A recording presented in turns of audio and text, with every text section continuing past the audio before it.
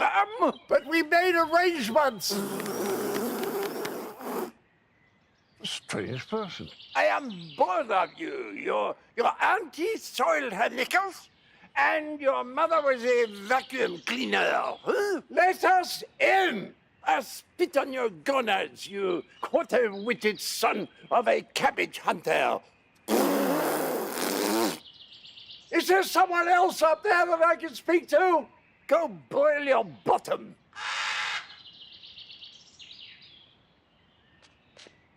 Can you throw him off the ramparts, please? All right.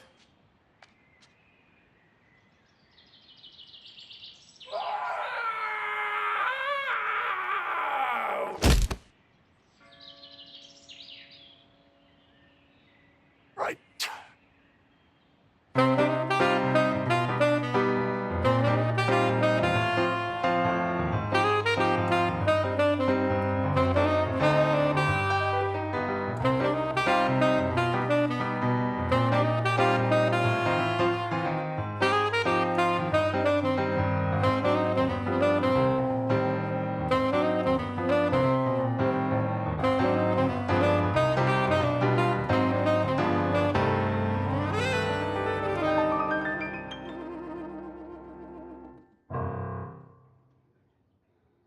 Well, I thought we were getting Hugh Laurie. Second best. Oh, well, Stephen Fry. Stephen, it is lovely to have you here, you silly man. It's lovely to be had here, if I may say. I want to know about cricket because you've just become president of the MCC, and he has just shown me this tie. Show the tie. Yes, and he it's an claims MCC it's an tie. MCC Can you tie. zoom in to that little symbol there? It's the device that says MCC, Marylebone Cricket Club, Isn't that or 1,200 in Roman numerals. Yes, I mean, But you I have know. to be a member to get that. Yes, Yeah. you buy it from the members' shop at Lord's. So tell me about cricket, because it's all changing. And it's a beautiful, beautiful game. It's still the only game that is very like the one I used to watch in Weston-super-Mare in Clarence Park in 1948. Well, that's because we're guardians of the laws of cricket, the MCC. Other games have rules. Cricket has laws. But each tournament will have its regulations, like where the fielders can be, how far from the bat, and so on. But there are laws of cricket, which are the same on a beach in West Indies, or in a slum in Mumbai with stickball, or in a village in England, or in Weston-super-Mare. Those are the laws of cricket. I mean, yes, it is the same game, but it's like a lot of British institutions. It sent its footprint abroad, Yes, and has been reinterpreted and often improved upon, or at least enhanced in different ways. I was very proud the other day when Afghanistan beat Sri Lanka. I thought it's incredible the reach that this game it's getting wider and wider. Yeah. It's the second most popular sport in the world. By quite a long way. Obviously, football is the first, yeah. And a lot of that is to do with the fact that it's so... Well, it's the third religion in India.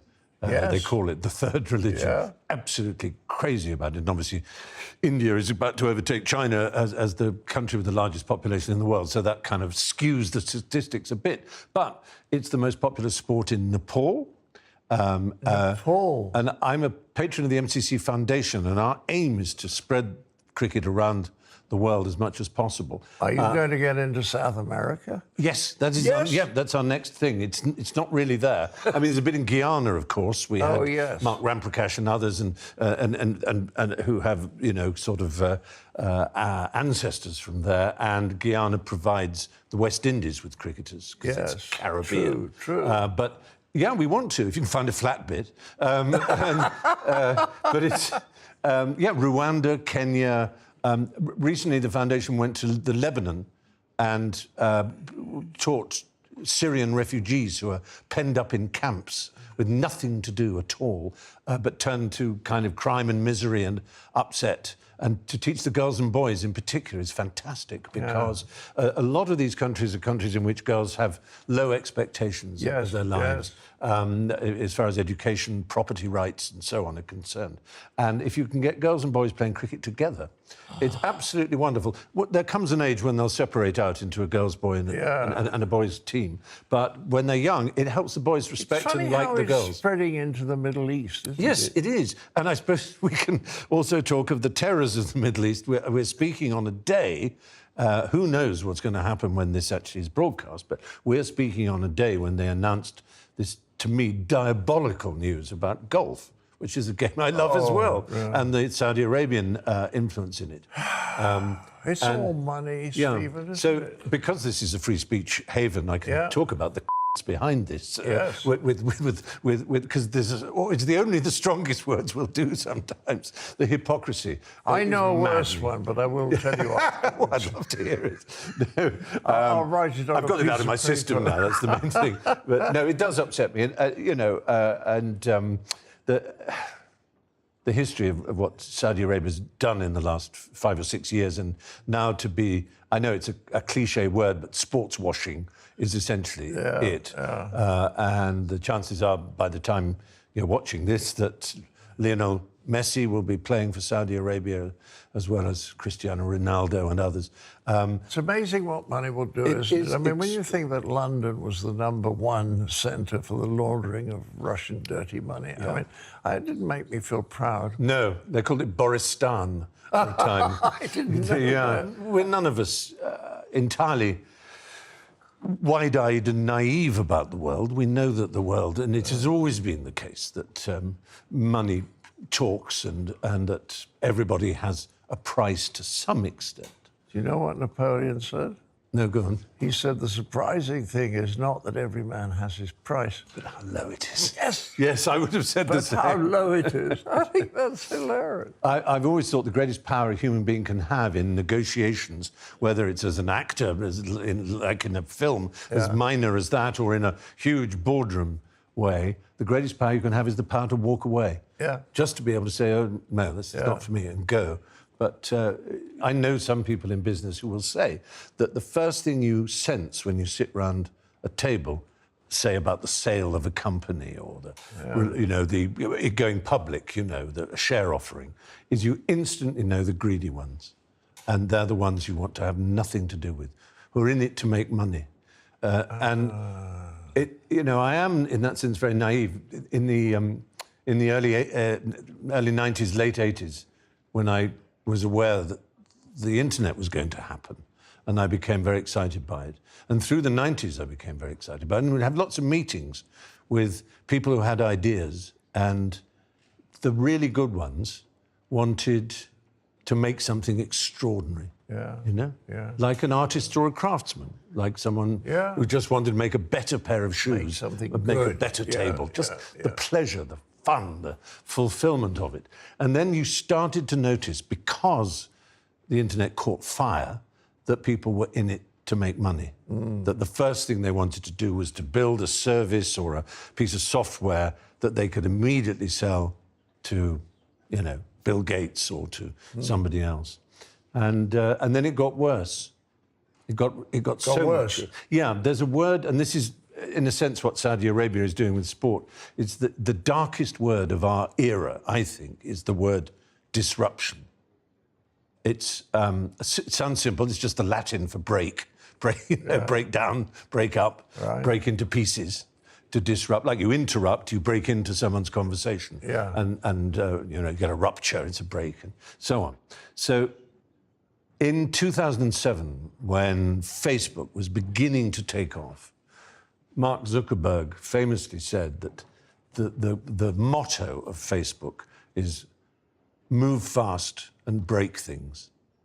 And this was considered a heroic new stance. These young people were coming in, they were breaking up the way the world was, and they were making huge sums of money out of it. They were inventing new ideas, and they were sweeping away everything from the past. And so you disrupt the bread and breakfast space with Airbnb. You disrupt the car hire and taxi services with Uber. You disrupt. And we're now living in a broken world because things have been disrupted, and they've not been replaced with anything like. And they've been disrupted by people who just want to be very, very rich. Yes. And not Yeah. to do one thing superbly well. And the betrayal to me, the betrayal, the hypocrisy, whatever word is, that somehow we believed in the 90s and early 2000s that these guys in jeans and T-shirts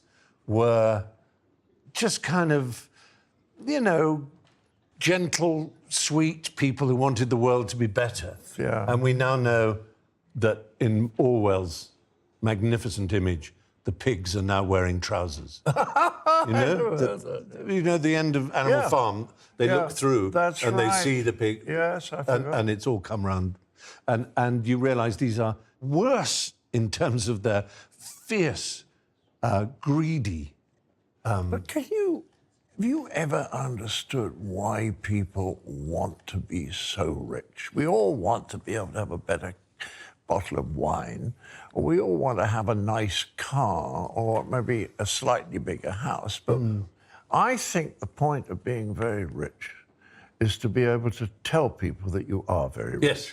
Essentially. I think it is a display. It's very fashionable these days to look into genetics and ancestry and to picture our ancestors in a cave or in a field or, you know, hunting and gathering. And we know that some part of being human is acquisition, is territorial acquisition.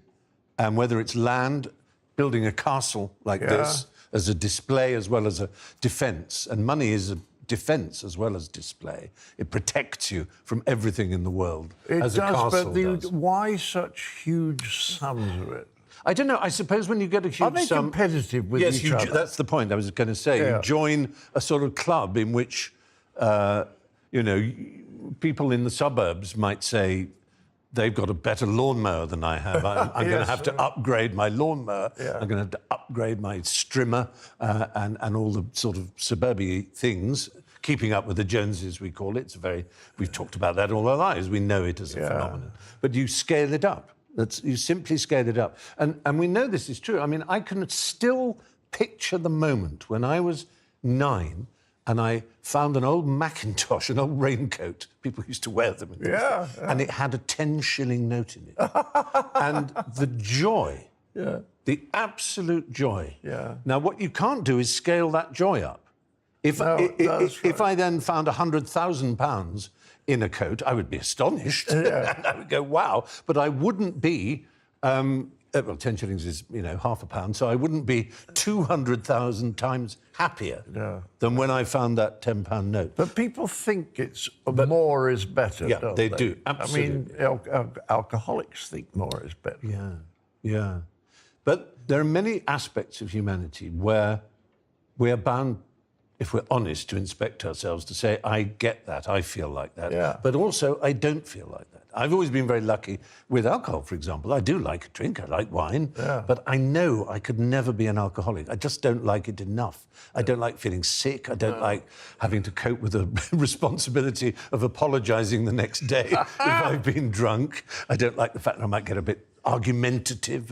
And so I just, you know, could never be an alcoholic. But I could be lots of other things that I do recognise faults in. And similarly, with money. I mean, I like having enough money, I'll be honest, to turn left on an aeroplane. I think it's the most... I still get excited by it. I still think, oh, my goodness, I'm going first class, and I love it. I mean, I just love it. And it's a disgrace, and I know I shouldn't, and I try and do this awful carbon offsetting and all the other nonsense. You used the key word, enough. Enough, exactly, a sense of enough. So these very rich people have no sense of enough. Yeah. Do you understand it? I mean, it's an illness, isn't it? It is an illness. And I wrote a sort of autobiography about myself, which tried to address my propensity to overdo things myself, but not in money terms. But I noticed that I was at what we... It's awful. What? Generational wars. You know, you say baby boomer and millennial, and I just want to throw up when I hear all this about... I'm sort of late imperialist. What exactly? I mean, it seems so weird. But anyway, I am a baby boomer in the technical sense. And so I was born in the same year as Sugar Puffs, the cereal, right? So I should never forget. Yeah, that. I was of a generation for whom television advertising was first directed towards me when I was young, to eat sugar puffs and ricicles and Frosties and sugary things. Yeah. And I went to a school which had a tuck shop, you know, a little boarding school, and there were things like sherbet fountains with sherbet in it, white powder that you sucked in through a licorice straw, and they even extraordinarily had Spanish Galleon rolling tobacco, which was coconut shreds, but it was done exactly like a rolling tobacco packet that you'd see grown-ups using, and you would have a pipe made of licorice. And you would have cigarettes with red tips on the end, which were candy cigarettes. And you remember all these sweets. Well, you're probably a generation older. You didn't have quite no, those. there was a tuck But they shop. were you were being prepared for cocaine and tobacco. Essentially, you were given white powder and tobacco, and I never could eat enough of that. And I would break out of school bounds, go to the village shop and buy all the fruit salads and blackjacks and foamy shrimps and little rice paper flying saucers, and I'd stuff myself. I couldn't eat them enough. I got teeth missing here because of it. And then when I was a teenager, there was still... So I had this empty hole in me, this vast empty hole that said, feed me. I need this sugar. I need it. And then when it wasn't sugar, it became tobacco. And I smoked. And then in my 20s, it became cocaine. It became that. And I couldn't sit still without going, you know? And it's that addictive impulse that many people watching will know what I mean, and many people won't. Because this is the important thing to remember. As I say, not everybody has this. And it's a kind of addictive gene. And I guess the money people have it for money. There's this hole in them. They have to acquire, and they have to own. And they don't know how to fill it. No. And they think if I had another 500 million, I'd be happier. Yes. Well, this is it. One of the things... You know a lot about, you know, psychotherapy and things like that. And one of the things that always maddened me about self-help books and books on that is the ones that start off with goal orientation. Set yourself goals. Yeah. And I think it's the most dangerous and despicable, inimical thing imaginable, because I don't know a human being who, when they reaches a goal they've set themselves, isn't dissatisfied. Absolutely. It's always an anticlimax, and you have to... You know, it's so many of the Nobel Prize winners get very depressed when they win the Nobel Prize. I can imagine exactly. Yeah, because what do they do next? Yeah. And apparently the great chess players always get very depressed off the huge energy. Yes. So, like these guys here, I can see. There they are. Yeah. They're getting to the end of their game, though, I can see. Yes, one of them's got 2 queens.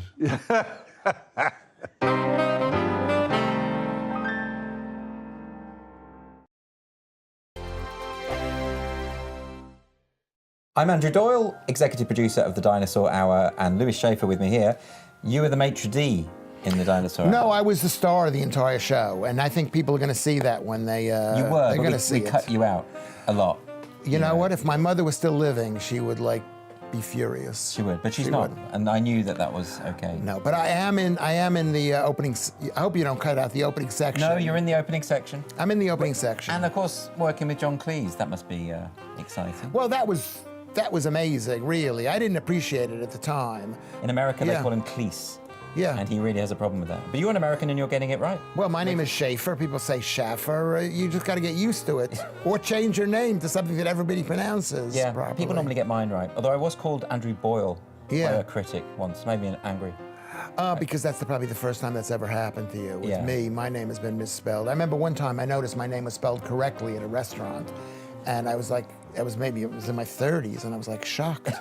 Because it never happens. But John Cleese. John Cleese. Yeah. I mean, the great thing about the show was to be able to make the show that he wanted to make, which was talking to the people that he found interesting about the subjects that he found interesting. And that isn't something that normally is granted by television channels to stars. Well, let's just hope that people he finds interesting are people we find interesting. Or that the audience finds interesting. That's what I mean, yeah. Well, I found them interesting. No, I found them interesting. Yeah. I have to find them interesting because I'm working with John Cleese. John Cleese, obsessed with cricket. And I think he was quite disappointed working on the show with me because every now and then he would talk to me about cricket, or I'd phone him up and he'd be watching a cricket game. Yeah. Because I didn't know what it is. I know roughly what cricket is, but I don't know what the rules are. Yeah. I don't know what an over? Is that what it's called, an over? Oh, you're asking me as an American well, what an over is. You probably know more about cricket than I do. I do know a lot about cricket. It's basically a boring version of baseball. The only knowledge I have of cricket is from reading P.G. Wodehouse novels on cricket. Yeah. And that's the only connection I have with it. And I think, you know, there's a lot of writers who write about cricket. It's quite it's sort of endemic to the national identity, isn't it? That's the wrong word, by the way. No, endemic, no, it's not. It was the wrong word, it was a malapropism. What is endemic? It could be endemic. No, that's not what it means. I misused the word.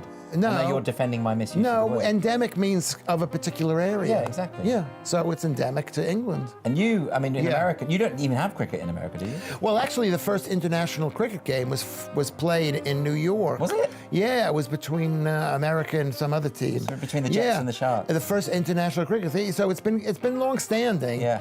People played cricket back in the day. No, this is just you. You always like to say that Americans came up with everything first. I didn't say we came up with it. I didn't say we came up with it, but they were playing it. Remember? They were playing it better, presumably. They were playing it better. Yeah.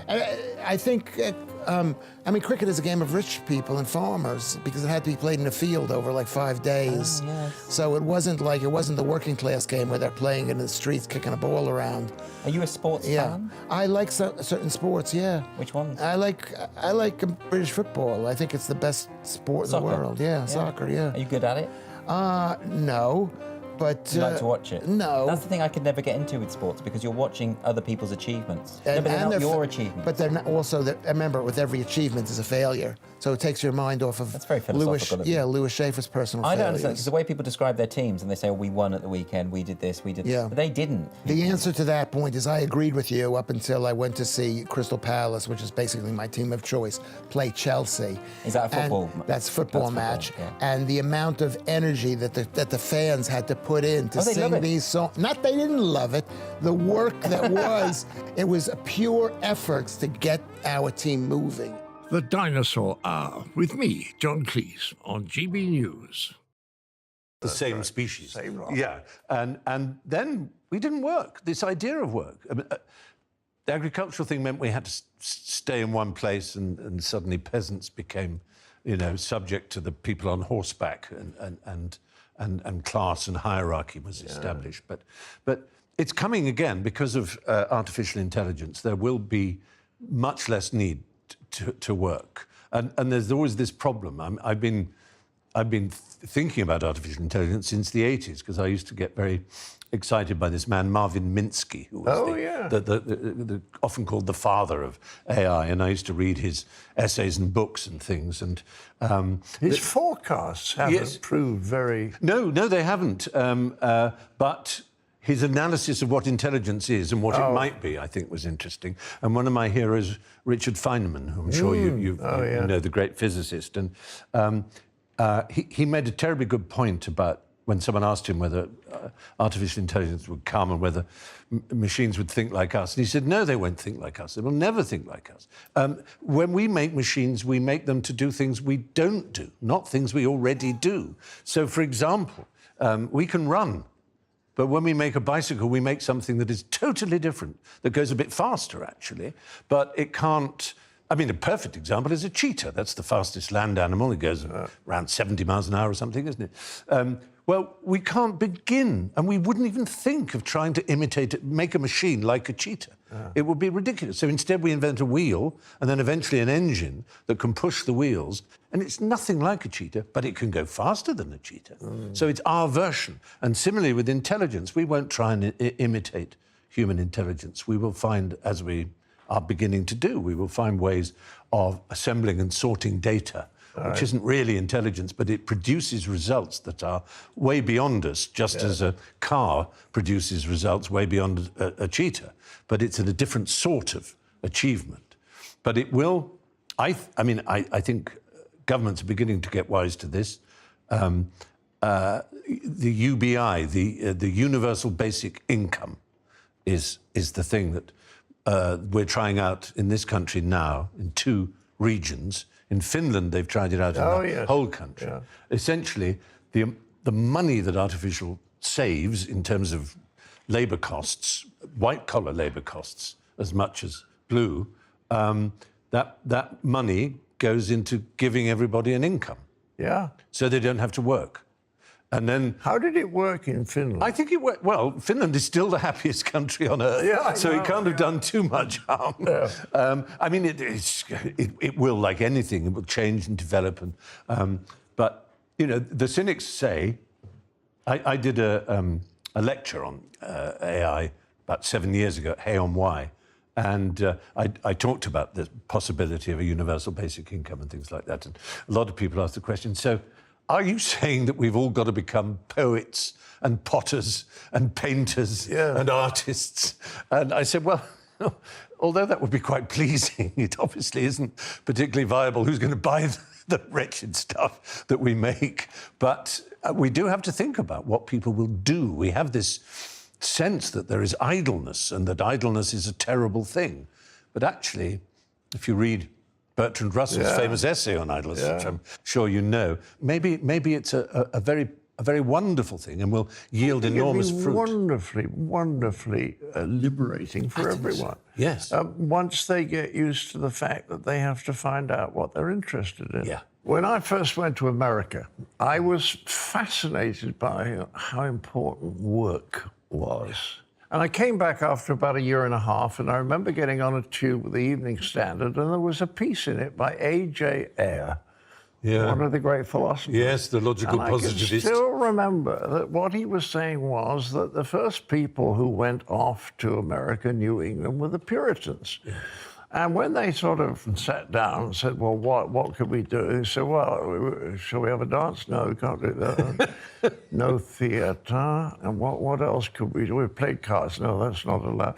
So in the end, the only thing they could really do was work. And I still see a very strong Puritan streak in America. Yeah, hugely. Between good and bad. I mean, I don't like smoking, and I'd rather it didn't. But the savagery with which the non-smokers will persecute the smokers is just stupid. Yeah. So is there anything there in that with what we're talking about with work? I mean, in fact, can't we just play cricket or read books? It would be wonderful. The trouble is, I personally have been poisoned by the work ethic in that I am addicted to it. I have above my desk a quotation from Noel Coward, which is, work is more fun than fun. And I've been very lucky to find that so.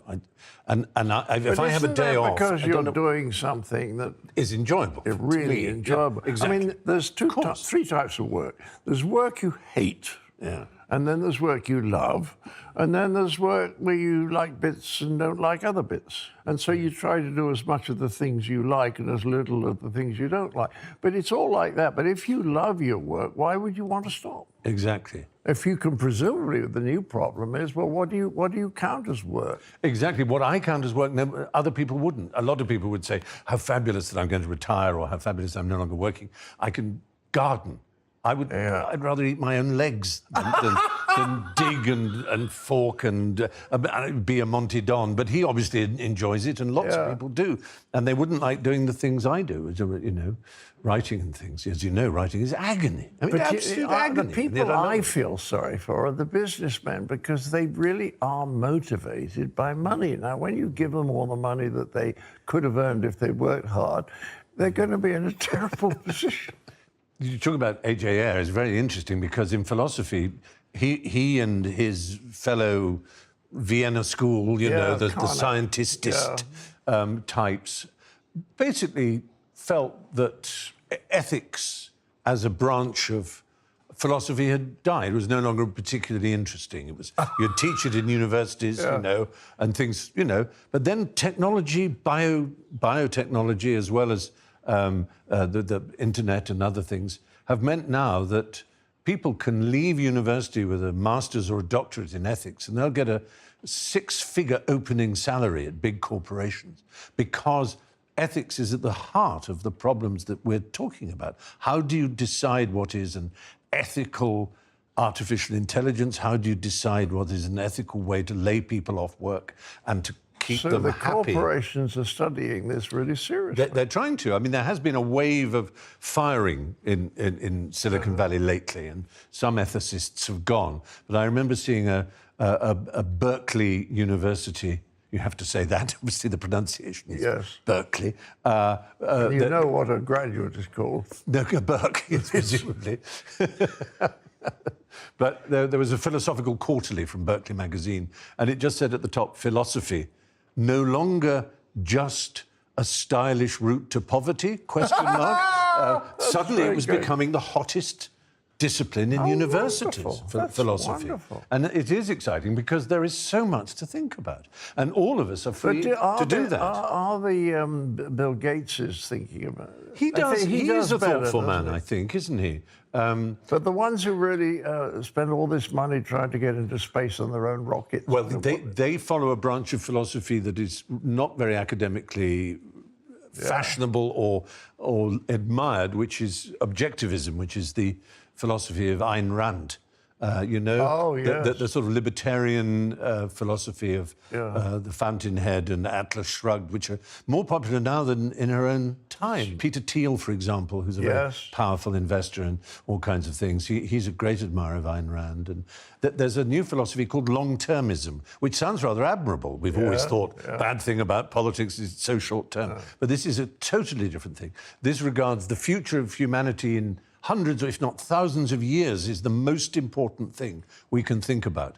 And a few pandemics and diseases and climate change are pinpricks in the long history. After all, the Ice Age wiped most of us out, but it gave a small cadre of surviving humans the chance to become our ancestors. And they think very hard about that. And there's a lot of paranoid fear that's why, Musk and Bezos and people are wanting to go to Mars. They know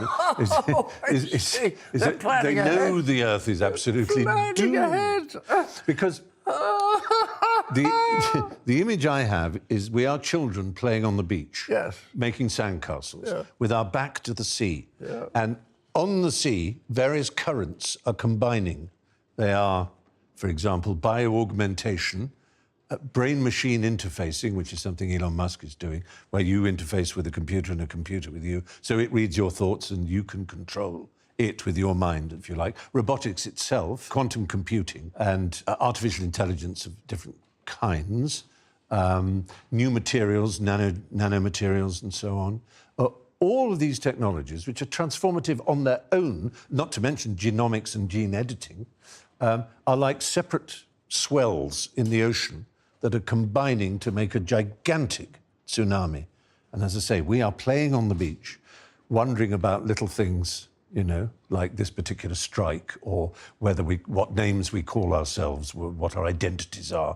There are all these tiny little issues that we are obsessed with. So what's the tsunami? The tsunami is the combination, the confluence of all these technologies, all changing each other. So you mean life will be transformed in a way we can't begin to guess at? Yes. All right, let me ask you this question. A lot of social media is just awful. People being unbelievably nasty to people. If you post something on social media, surely it would be very easy to have an identification on that post which would tell you who'd posted it, which would shame people into posting a lot of the nastiest stuff. Yes. Why don't they do it? Well, in the case of Twitter, Elon Musk is a libertarian, free speech absolutist, he calls himself, and I think he would regard any regulation which enforced something like that, a denial of anonymity and the right to anonymity. But a denial of anonymity... I agree with you. You're not forcing it on people. No. What you're saying is if you want to post something, people you have to tell people who you are. I think it's a mixture of genuine sense that they want it to be a free space where people can comment without being got at, for example. Because the problem is, you might express a view in some of the hot button issues of today. You might express a view on gender and something like that, and you will get shit upon both sides. Doesn't matter which side But that's the problem about expressing a view anyway. Well, it is. It is. And so anonymity gives a sort of confidence to some, but confidence to terrible people, as we know. It's a disaster. And I put things on Twitter, as you do. I used to. Yes. You don't anymore? No, I'm afraid once Mr. Musk got there, I just felt no. Oh, I know. And this is why you mustn't believe anything I say about the future, because I believed when in 2007, when I joined Twitter and it was just starting, I believed that it would melt away boundaries and divisions and the old problems, and that we would all be brothers and sisters. But the problem with technology is there are always good people who will use it for good reasons, and then there are rather bad people who will use it for bad reasons. Yes. That's true of everything that's ever been invented. I look at the Gutenberg's first printing press, and you look at it, that is capable of printing the poems of John Keats or Mein Kampf. It doesn't know any different. No. Ka-chung, there's Mein Kampf. Ka-chung, every invention has a good and a bad. Yes, there has no beginning. Everyone's so excited about it, they only see the positive. That's right. The technology itself has no. I think that the technical term would be no moral valency. Yes. You know.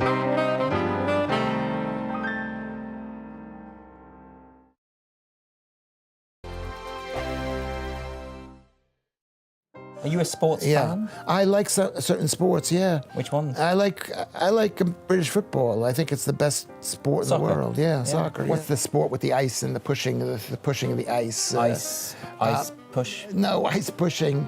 Where they're pushing the stone is going down. Curling.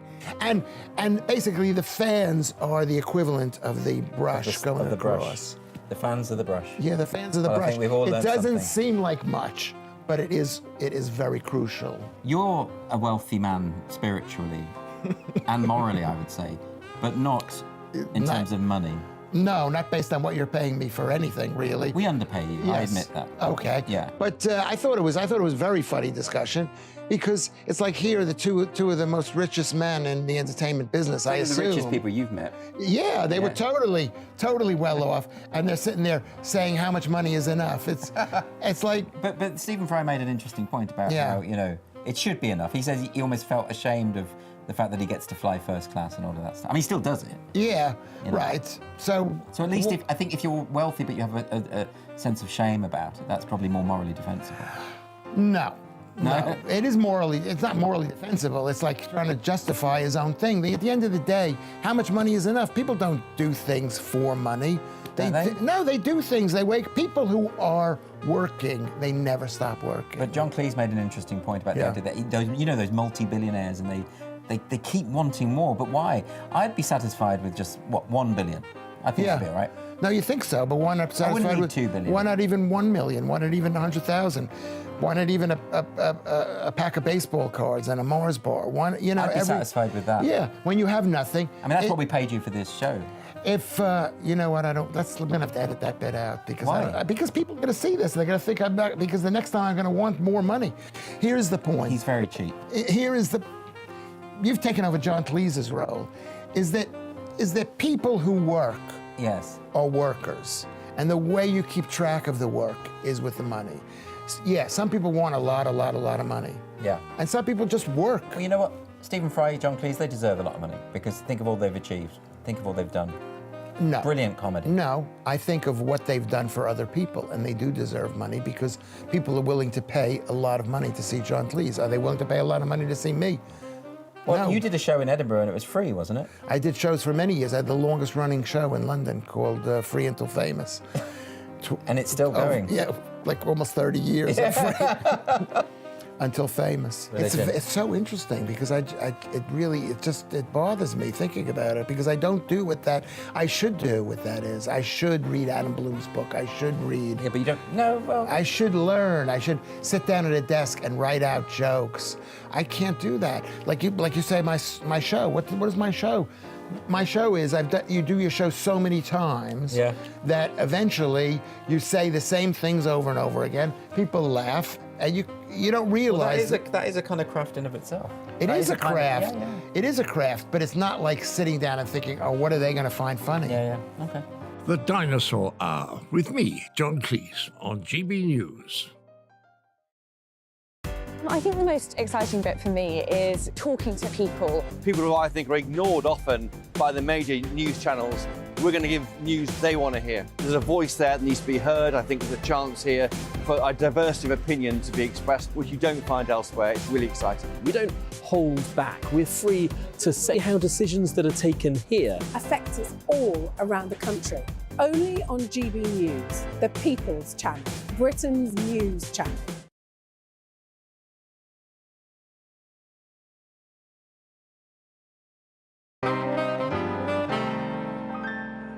Artificial intelligence has always seemed to me the great problem in science is that if you can't measure something, you think it can't be scientific. Science is about measuring things, right? And sometimes they invent things like behaviorism, which is all about the business of being able, right, to measure things and not about anything else. Really interesting. No, that's right. So almost everything that goes on in here is very, very hard to measure. Yes, it is. Very hard to quantify. And since human beings robbed of their emotions by an accident, are unable to cope despite the fact they're completely logical still, because they don't have emotions helping them to make a decision, how does that apply to AI? Wouldn't, if it's going to really take over, wouldn't we have to give it an emotional range to motivate it, which we have no chance of giving it? Well, again, I would return to that point of Feynman's that we would do something that was like an equivalent. What we have now has been brilliantly described by critics as not intelligence or anything remotely like intelligence. A stochastic parrot is the phrase that is used of the kind of chat GPT-4 and these kinds of things that have become very popular. They are essentially a probabilistic guess at what the next thought should be based on its ability to access a vast corpus of data, which depends on there being such a thing as the internet that has this data electronically available all of at that the speed of light. I accept, and that's the way it is. The next step, artificial general intelligence, as it's known, would that require sentience, a sense of self, consciousness? Would the system be aware that it was a system? Of course, at the moment, it parrots that it's aware. I cannot answer that question because I am just a large language model, it says, when you ask it something delicate. This is when people are worried about what's called the singularity, when it suddenly becomes aware of itself, and whether this would give it an actual emotion in the way that our brains have emotions, or an electronic equivalent, that's to say, a sort of need of some kind, a need to do something, a need to make itself something that it isn't. Because, in a sense, that's the human, not even an animal thing. I mean, you look at these lovely animals, and one of the things we love about animals, I think, is that they don't wake up in the morning feeling terrible about yesterday and how they let themselves down. You know, a tree frog spends 100% of its time being a tree frog. It's wonderful because they're living in the present. Yes, they're living in the present. My daughter's just acquired a completely blind dog. I have a friend with a blind dog. And it's ecstatically happy now, and it's wonderful because it doesn't wake up in the morning thinking, I wish I had a couple of eyes. Or I wish I was a cat. I mean, we as humans, we wish to be other things all the time. We are just so dissatisfied with ourselves. They teach us so much, these things. They do, don't they? And I think the value of pets is that they bring us into the present. That when we're stroking a cat or playing with a dog, we're totally in the present, which is where happiness lies. It's absolutely right. I'm thinking of Damasio. Do you remember Antonio Damasio's book about the guy who had a perfectly logical brain? That's right. But he couldn't make any decisions because his emotional intelligence had been destroyed. It rendered him. So I'm saying if they're going to take over the world for us, they have to develop an emotional intelligence which will tell them how to do that. Motivate them no? I think that's like saying a car has to develop legs if it's going to be like a cheetah. The point is it won't be ever like a cheetah, but it will go faster. But its style of going forward is not legs.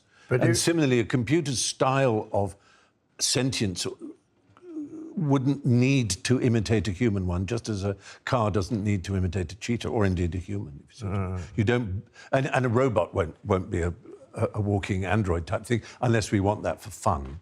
But, you know, that's not the way it need be. Sometimes you imitate nature, of course, and people love to imitate geckos for sticky things, all the rest of it in nature. Obviously, it's had millions of years to practice and fail and practice and fail and practice and fail. But the basic rule of computers, am I right, or is this old-fashioned? Shit in, shit out. Yes, GIGO, garbage in, garbage out, was the polite way of putting it. How can they go beyond what we put in them? Well, they look elsewhere. That's one of the things the internet has done, is that we don't put anything into that. It goes out and looks for it. We tell it to look. Oh, I see. So it's orders to look. It scans the world of data. And not to look for anything in particular. No, exactly, not to look at anything in particular. I mean, at the moment, you have to remember that what you're looking at now is, let's say, GPT-4, which is the sort of publicly available second version of the OpenAI bot, as they like to call it. That is like looking at Carl Benz's car in 1895. Jolly impressive. Look at that. It can go 10 miles an hour. It's amazing what it will be next year and the year after. And in 10 years' time, look at what the motor car became. Look at how it transformed everything about our lives and our cities and our countries. That's because the people inventing motor cars a lot of people were motivated to make them better. And also, you have to remember, an enormous number of people who loved their horses looked at it and said, it's pathetic. It'll never catch on. It's been said. I mean, I remember when I first had it. No, I get all that. And then there's a human, if the cars are improving, it's because there's some human who wants to make them better. Yes. So where does that emotion, I want to do this for some reason, come from? If we can't make a decision, if our emotional faculties are not intact. It's tasked to make itself better.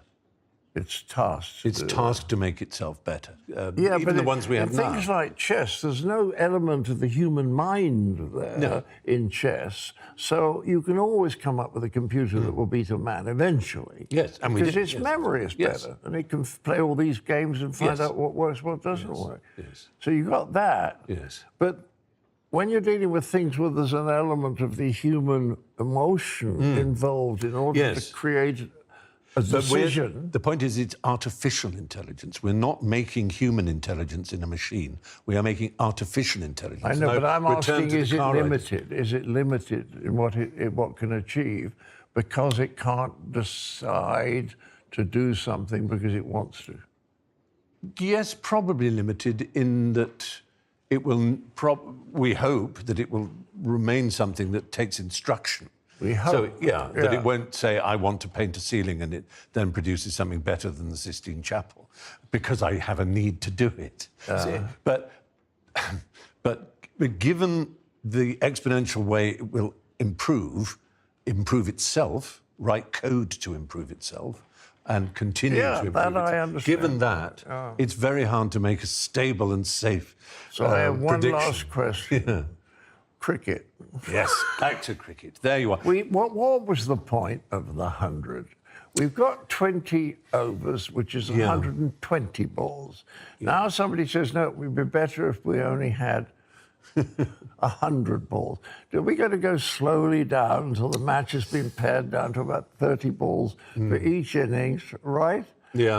And then all the rest of the time we can watch rockets going off. And it's money, of course. It is money. It's advertising. It's getting people in the ground. What's the difference between 120 balls and 100? It seems not much, but sometimes these things do make a difference. I personally not a huge fan of the 100. Some people I know who are real cricketers and absolute lovers of the game think it's a fantastic innovation. I thought it was cricket for people who didn't like cricket. Well, it's to introduce people who don't like cricket to cricket. And then see. So it's a marketing it's a gateway drug. It's not a game, it's a marketing exercise, right? Kind of, yes. I mean, I'm afraid that's the way things go because grounds might otherwise be empty. And so the only way you can fill them is to market the game. You can't expect them to... I love test matches and I love the county championship. People of our generation do, but I think we have to be realistic about getting younger people into it. And they want to spend an evening having fun in kind of in the way Americans go to a baseball game. And I know it sounds terrible to imitate another American institution. Yes, it's for people with limited attention span. If you like, I think that may well be. You're a sweetie to come. Bless you, dear man. I'm sure I've talked nonsense, but it's been enormous fun. Yes, but we're fun. going to edit you very, very heavily. Yeah. No, it's great. It really is. It's been fabulous. You could choose any one of those cats you like and take it with you. Don't tell me that. I would. And now, time for a song.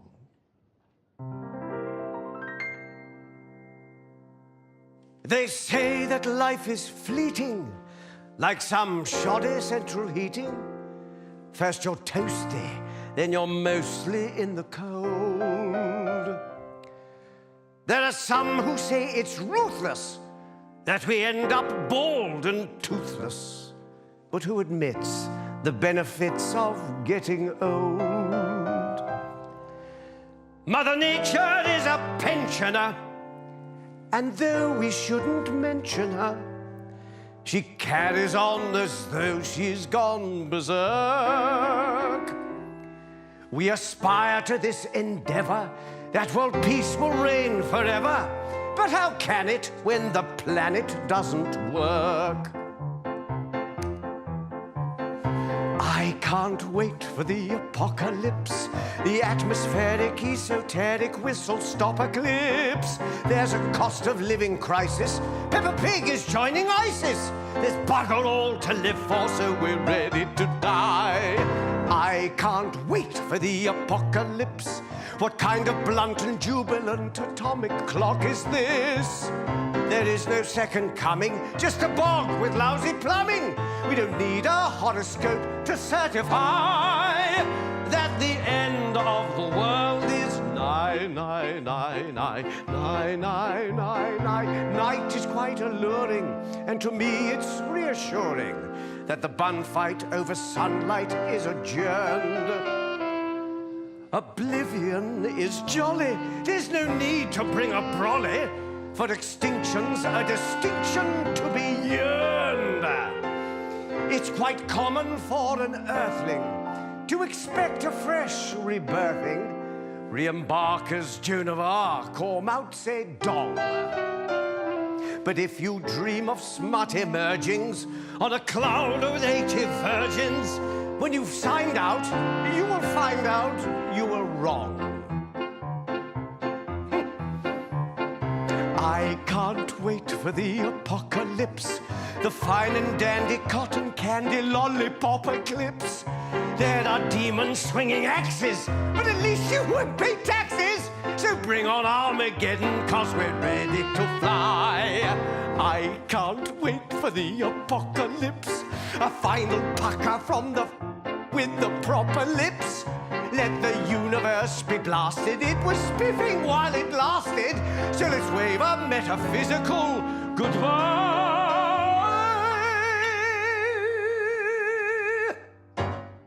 For the end of the world is nigh.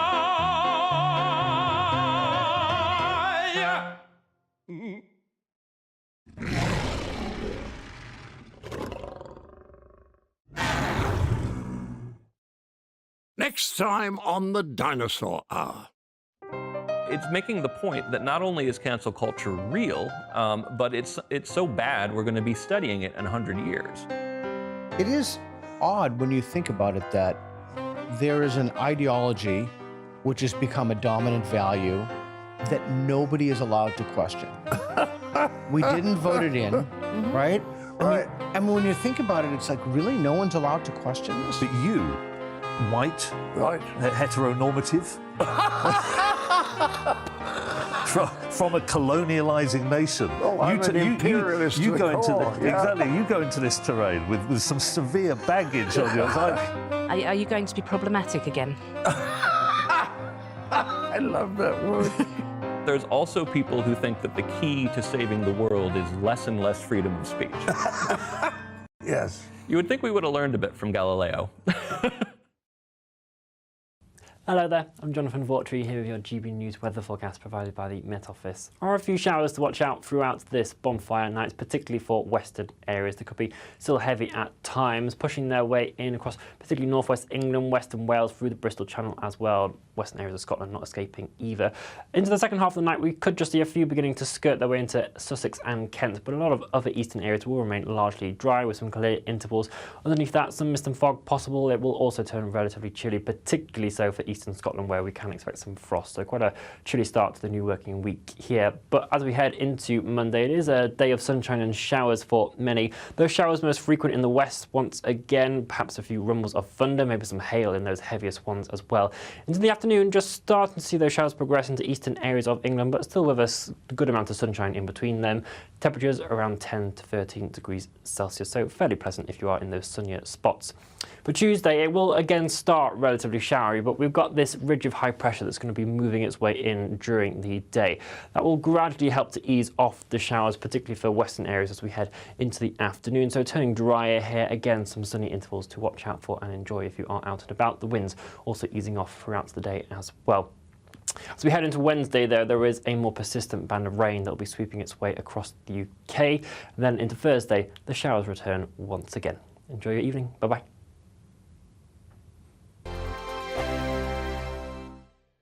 In a world of dull and predictable radio and TV shows. Oh, hi. On Mark Dolan tonight, we've got big guests. We drill into the big stories of the day. The show adds up to a brilliant listening and viewing experience. Mark Dolan Tonight is the most entertaining current affairs show ever, and that's a fact. Join me, Mark Dolan, Fridays and Saturdays from 9, Sundays from 10. Only on GB News, the People's Channel, Britain's news channel. There's only 3 people you can trust in life. Your doctor, your lawyer, and your nana. I'm not sure. So join me, Nana Aquare, at 3 p.m. every Saturday and Sunday, where we discuss the biggest topics of the weekend. Be ready for battle. Could you be quiet? What is this? It's my new teeth. It's your new teeth. I don't bite. Well, not without a good reason. Always honest, always fun. Every weekend at 3 p.m. on GB News.